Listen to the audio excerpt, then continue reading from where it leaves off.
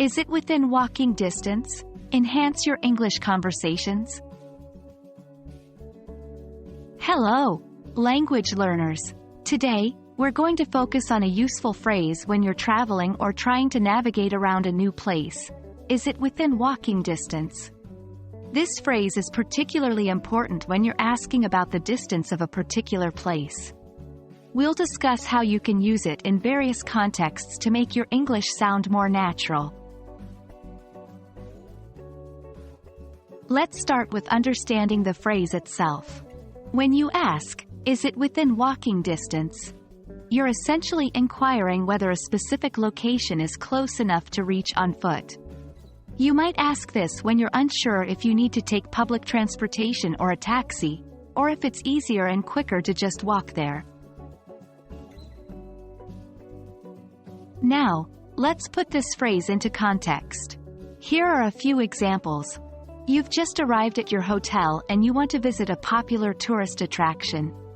You ask the receptionist, "Is the museum within walking distance?" You're at a restaurant and planning to go to a nearby park after your meal. You ask your waiter, "Is the park within walking distance from here?" You're at a business conference and you'd like to grab a cup of coffee. You ask a local colleague, "Is there a coffee shop within walking distance?" In each of these examples, the phrase helps you determine if it's feasible to walk to your next destination. Just as important as asking the question is understanding the potential responses.